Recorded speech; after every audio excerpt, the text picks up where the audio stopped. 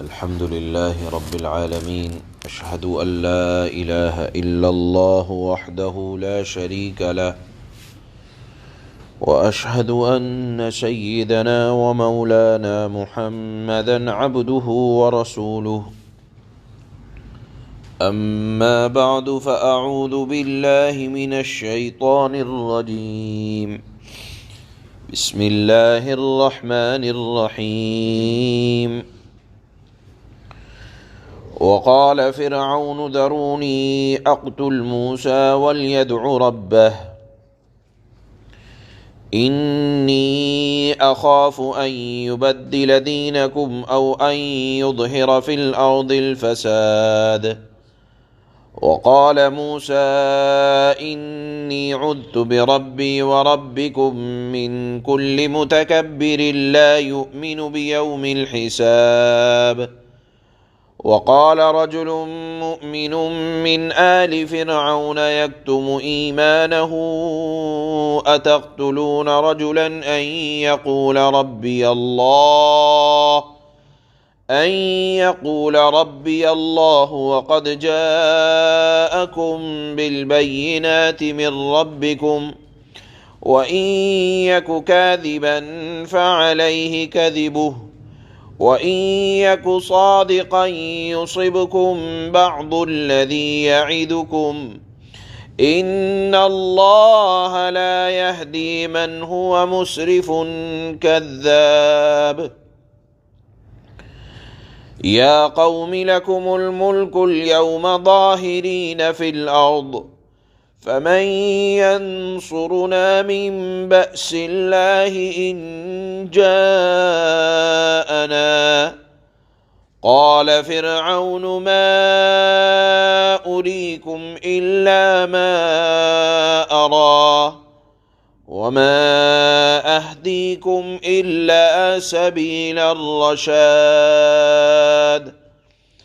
صدق الله مولانا العلي العظيم۔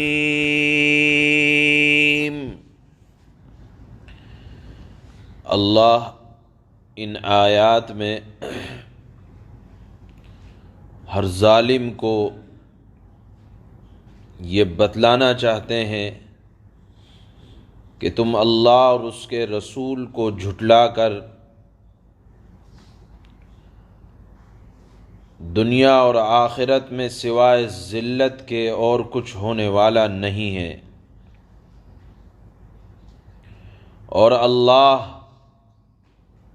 اہل ایمان کو آج نہیں تو کل امتحانات کے بعد ضرور کامیاب فرمائیں گے،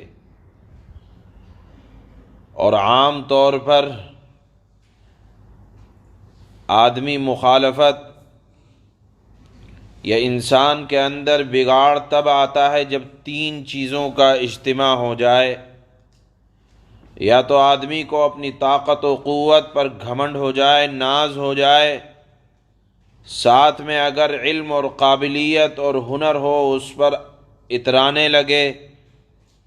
یا مال و دولت کی کثرت ہو جائے، اور ان تینوں چیزوں کا آپس میں ملان ہو جائے تو آدمی کا بگاڑ شروع ہو جاتا ہے۔ اللہ نے اگر طاقت دی ہے تو آپ کی کمائی ہوئی نہیں ہے، اللہ نے عطا فرمائی ہے۔ کوئی علم، قابلیت، ہنر رکھا ہے تو اتراہٹ کس بات کی؟ اللہ نے نوازا ہے۔ تیسری بات کہ اگر دولت دی ہے تو یہ بھی اللہ کے شکر کی ایک چیز ہے، نہ یہ کہ اس پر گھمنڈ اور اترایا جائے۔ چنانچہ آج کی آیات میں اللہ نے فرعون کے بارے میں ارشاد فرمایا کہ اس کو اللہ نے طاقت بھی دی، قوت سے بھی نوازا، قابلیت بھی تھی، دولت و ثروت بھی تھی، لیکن اس کے اندر وہ بیلنس نہ کر پایا اور اپنے آپ کو اپنے بارے میں خدائی دعویٰ کرنے لگا، اور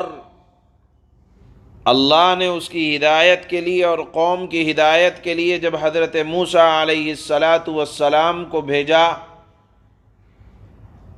وہ ہار چکا تھا ہر اعتبار سے، اللہ نے حضرت موسیٰ کے معجزات سے اس کو شرمندہ بھی کر دیا تھا۔ ہونا یہ چاہیے تھا کہ ایمان قبول کر لیتا، لیکن طاقت کا گھمنڈ، پیسے کا گھمنڈ، قوت کا ناز اور اپنی قابلیت اور ہنرمندی کا اس کو خیال تھا، بہرحال انکار کیا اور انکار پر اصرار کیا۔ اور ایک اردو کی کہاوت مشہور ہے کہ تنگ آمد بجنگ آمد، کہ جو آدمی تنگ ہو جاتا ہے تو وہ مارنے پر آمادہ ہوتا ہے، لڑائی جھگڑا کرنے لگتا ہے۔ جب حضرت موسیٰ پر اس کا بس نہ چلا تو اس نے کہا کہ میں اب، اے قوم والو، آج کی آیات میں یہ ہے کہ جب فرعون کا بس نہ چلا تو اس نے اپنی قوم سے کہا اقتل موسیٰ ولیدع ربہ، کہ میں موسیٰ کو قتل کرنا چاہتا ہوں، تم مجھے چھوڑ دو۔ تو معلوم یہ ہوا کہ قوم نے پکڑا ہی کب تھا، یا تجھے قوم نے منع کب کیا تھا جو قوم سے اجازت مانگ رہا ہے قتل کرنے کی؟ علماء نے لکھا ہے چونکہ اس کے دل میں کسی درجے میں یہ ڈر تھا، اور وہ حضرت موسیٰ علیہ السلام کے معجزات کا اگرچہ اقرار نہیں کر رہا تھا، لیکن ڈر تھا یہ بات کا کہ اس نے بڑے بڑے جادوگروں کو ہرا دیا ہے، کوئی معمولی آدمی نہیں ہے، لہذا اپنی قوم سے کہنے لگا کہ مجھے چھوڑ دو۔ لکھا ہے یہ جملہ اس وجہ سے کہا کہ خوف تھا، اور یہ کہا کہ میں قتل اس وجہ سے کرنا چاہتا ہوں کہ ان یبدل دینکم، کہ وہ تمہارے دین کو بدلنا چاہتے ہیں، یعنی موسیٰ تمہیں تمہارے آباء و اجداد کے طریقے سے ہٹانا چاہتے ہیں، او ان یظہر فی الارض الفساد، یا کہا کہ وہ زمین کے اندر حضرت موسیٰ علیہ السلام فتنہ اور فساد مچائیں گے، اس لیے تمہاری بھلائی کے لیے میں ان کو قتل کرنا چاہتا ہوں۔ حضرت موسیٰ علیہ السلام نے کو جب ان کے قتل کی اطلاع ملی کہ اب قتل کر دیا جائے گا، تو حضرت موسیٰ علیہ السلام نے فرمایا کہ فرعون اکیلا تو کیا، ساری دنیا کے متکبرین، گرو گھنٹال، جبارین لفظ فرمایا کہ اگر جمع بھی ہو جائیں تو میں اپنے آپ کو اپنے پروردگار کے پناہ میں دیتا ہوں، اور ان کے شر سے بچانے کے لیے، تمام جھوٹے خداؤں کے شر سے بچانے کے لیے مجھے میرا ایک خدا کافی ہے۔ حضرت موسیٰ علیہ السلام صاحب وحی تھے، اللہ کی طاقت پر یقین تھا، خوف زدہ ہونے کے تو ذرا امکان نہیں تھا، بلکہ علی الاعلان کہہ دیا کہ مجھے میرا رب ان مغروروں اور ظالموں سے بچانے والا کافی ہے، مجھے اپنے رب کی مدد پر مکمل یقین ہے۔ اللہ کے نبی صلی اللہ علیہ وسلم کو بھی جب ظالموں کی طرف سے خوف ہوتا تھا تو آپ یہ دعا کیا کرتے تھے، اللہم انا نجعلک فی نحورہم ونعوذ بک من شرورہم، کہ اے اللہ ہم ظالموں کے شر اور برائی سے ہم تیری پناہ میں آتے ہیں، اور ہم تجھے ان کے مقابلے میں کرتے ہیں، یعنی ہمارے اندر مقابلہ کرنے کی صلاحیت نہیں ہے، اے اللہ آپ ہمارا مقابلہ ظالموں سے کر لیجئے۔ یہ دعا بڑی کارگر ہے، حضرت تھانوی نور اللہ مرقدہ نے بھی اس کے بہترین اثرات لکھے ہیں، اور لکھا ہے کہ جب بھی آدمی کو کسی ظالم قوم سے خوف ہو تو قوم کا ہر فرد اس دعا کو اگر اپنی زبان پر جاری کرے گا تو اللہ کی ذات سے امید ہے کہ جس طرح جناب رسول اللہ صلی اللہ علیہ وسلم کو اللہ نے کفار مکہ سے بچایا تھا، اللہ مسلمانوں کے حالات ضرور بدلیں گے۔ بہرحال آج کی آیات میں یہ ہے کہ قوم نے جب یہ کہا، فرعون نے جب یہ کہا کہ میں مار ڈالوں گا، حضرت موسیٰ نے کہا کہ بچانے والا اے خدا سارے ظالموں سے مجھے بچا لے گا۔ اسی مجلس کے اندر جس میں قتل کی بات ہو رہی ہے، فرعون کا ایک رشتہ دار جو حضرت موسیٰ علیہ السلام پر ایمان رکھتا تھا روایات میں آتا ہے کہ 3 آدمی تھے فرعون کی قوم میں سے جو فرعون پر نہیں بلکہ حضرت موسیٰ اور حضرت موسیٰ کے رب یعنی اللہ پر ایمان رکھتے تھے. ایک تو حضرت آسیہ، ایک یہی کہ جب حضرت موسیٰ کے قتل کی بات ہوئی تو اس نے یہ کہا کہ آپ کو موسیٰ علیہ السلام کے قتل سے کیا فائدہ، آپ ان کو قتل کرنا کیوں چاہتے ہیں اگر وہ جھوٹے ہیں. آج کی آیت میں وہ بات نقل کی جا رہی ہے کہ حضرت موسیٰ کی پر ایمان رکھنے والے اس آدمی نے فرعون کے دربار میں کھلے انداز میں کہا کہ اگر وہ جھوٹے ہیں نعوذ باللہ تو اس کا وبال ان پر پڑے گا، اور اگر وہ سچے ہیں تو یاد رکھو تباہ و برباد تم ہو جاؤ گے، اور بد امنی اور فساد پھیلانے کا ذمہ سارا تمہارے سر پر آئے گا. بہرحال جب ان آدمی نے اور قوم کے اس بزرگ نے فرعون سے یہ سب باتیں کہیں تو فرعون پر تو خدائی کا نشہ چڑھا ہوا تھا، لیکن حضرت موسیٰ کے معجزات سے ڈرتا بھی تھا. لہذا اس نے کہا کہ دیکھو فائدہ تبھی ہے کہ جب ان کو قتل کر دیا جائے. فرعون نے کہا کہ قتل کر دینے میں ہی حضرت موسیٰ کے فائدہ ہے. اس پر ان بزرگ نے یہ کہا کہ دیکھو بات یہ ہے کہ اتقتلون رجلا ان یقول ربی اللہ، تم ایک آدمی کو یوں قتل کر رہے ہو کہ اس کا دعویٰ یہ ہے کہ میرا رب اللہ ہے. وقد جاءکم بالبینات من ربکم، اور اللہ کی طرف سے تمہارے پاس نشانیاں بھی آ گئی ہیں. تم ایک آدمی کو صرف ایک اللہ کہنے کی وجہ سے اور اس کے پیغامات کو عام کرنے کی وجہ سے قتل کر رہے ہو، اور معجزات تمہارے سامنے آ گئے ہیں، کوئی فائدہ نہیں ہے. لیکن فرعون کو سمجھانے سے کچھ نہ ہوا، بالآخر اس نے کہا کہ میں تو قتل کروں گا. یہی جملہ جو قرآن کا یہ جملہ ہے اتقتلون رجلا ان یقول ربی اللہ، کہ ایک آدمی نے یہ کہا کہ تم موسیٰ کو کیوں قتل کر رہے ہو کہ اس کا دعویٰ یہ ہے کہ اللہ ایک ہے. یہی جملہ حضرت ابو بکر صدیق نے بھی رسول اللہ صلی اللہ علیہ وسلم کے متعلق فرمایا تھا، اور وہ واقعہ بخاری میں کئی روایتوں سے آیا ہے کہ حضرت عروہ ابن زبیر نے حضرت عبداللہ ابن عمرو ابن العاص سے فرمایا